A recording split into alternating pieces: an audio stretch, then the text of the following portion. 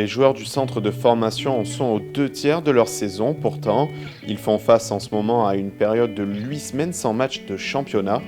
Mais ce n'est pas le moment pour autant de se reposer, bien au contraire. Les préparateurs physiques en profitent pour travailler les faiblesses de chacun et améliorer les points forts. Pour cela, le staff a décidé d'innover et a scindé les joueurs en 2 groupes. Un nommé développement rugby et l'autre développement physique.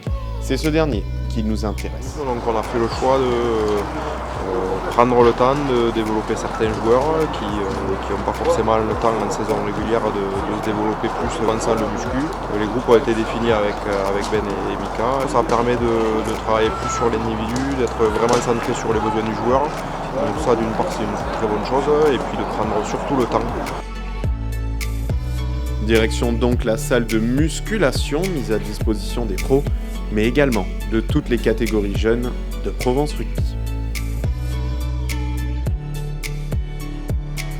Là-bas, tu descends, c'est direct, 50 kg, de récupération après.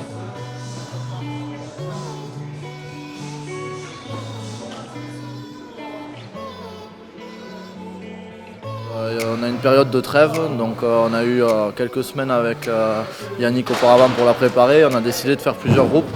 Donc un groupe développement muscu, donc des joueurs qui ont plus besoin, des jeunes joueurs qui ne sont pas développés encore physiquement et qui ont besoin de passer un cap pour aller à l'échelon supérieur.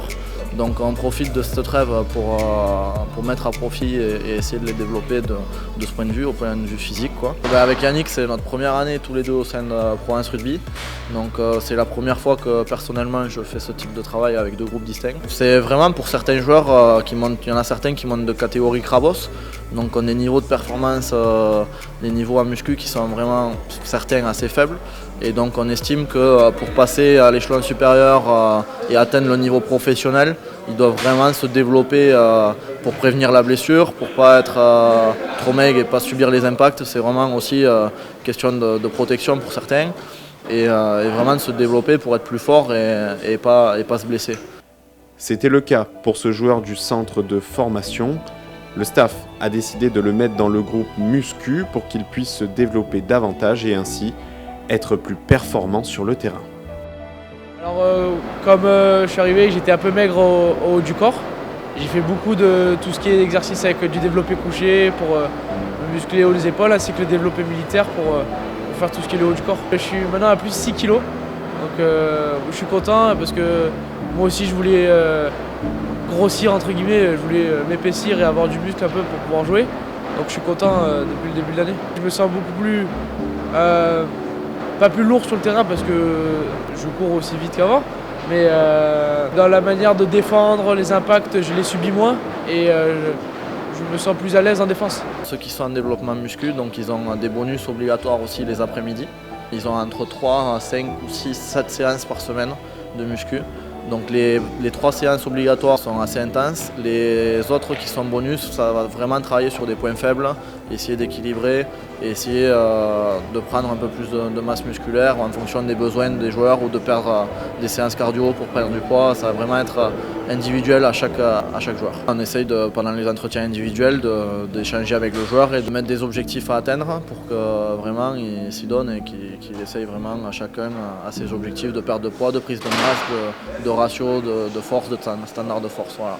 Pour accomplir leurs objectifs et ainsi atteindre le niveau pro un jour, le staff utilise d'ailleurs les mêmes outils que pour l'équipe 1. Alors on utilise les GPS des pros sur certains entraînements pour voir si on atteint les intensités, quel type d'intensité on atteint lors de nos entraînements. Ça nous permet d'adapter avec Yannick et les entraîneurs à nos contenus d'entraînement pour les préparer vraiment aux intensités de la Pro D2, voire plus. Et justement, les voici, ces fameux GPS.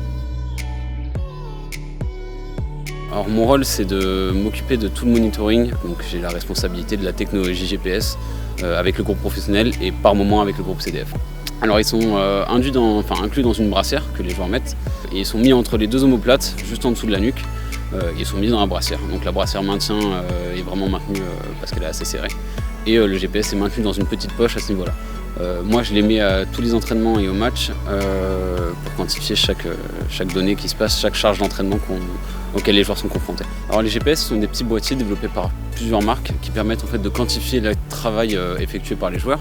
Et en fait, ça nous permet d'avoir toutes les variables qu'un joueur fait, que ce soit de la distance, de la vitesse, des accélérations durant ses entraînements. On voit bien que là, c'est la distance qu'il est en train de parcourir au fur et à mesure.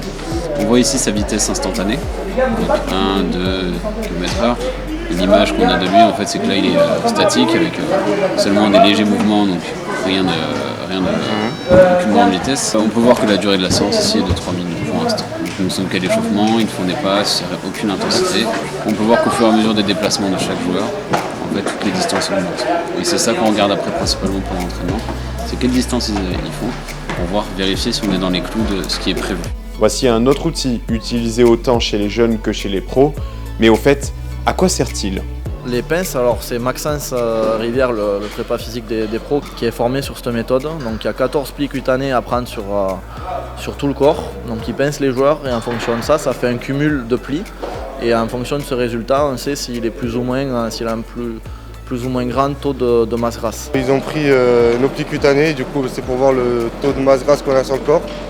Et moi mes objectifs c'était de les baisser et j'ai réussi à les baisser. Donc ils sont contents et on va essayer de continuer comme ça.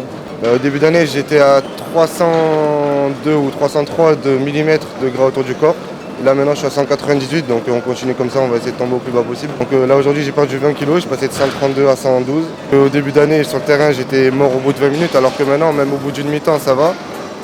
Et même mon activité sur le terrain et mes performances ont fait qu'évoluer dans le bon sens. Donc oui, c'est sûr que les 20 kg en moins, ça m'aide beaucoup pour être beaucoup plus performant sur le terrain.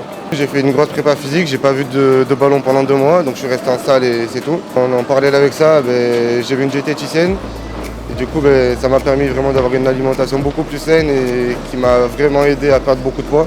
Des fois les joueurs nous demandent des conseils, mais on a aussi l'aide d'une diététicienne du CREPS qui intervient aussi auprès des joueurs en grand groupe, donc sur de l'éducation, mais aussi sur certains petits groupes, voire en individuel sur certains joueurs qui en ont le plus besoin. Vous l'aurez compris, l'alimentation est un point important dans la préparation physique d'un futur sportif de haut niveau. C'est pour cela que cette diététicienne vient régulièrement au club pour aiguiller les jeunes. Les sucres rapides, c'est vraiment à mettre en place autour de l'effort. Parce que quand vous les consommez au moment où vous vous entraînez, il n'y a pas cette variation de la glycémie, c'est utilisé directement par vos muscles.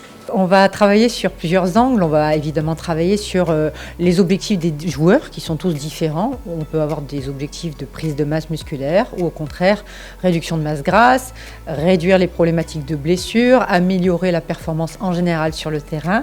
Donc chaque joueur est différent et on va chercher à travers les socles nutritionnels à attirer leur attention de façon à ce qu'ils prennent en main le sujet. Et j'ai trouvé que leur intérêt, justement, l'écoute sur le sujet était vraiment réelle chez les joueurs et ils ont tous une envie de mieux faire. Une envie de mieux faire pour atteindre, même si c'est déjà le cas pour certains, le groupe de l'équipe première un jour.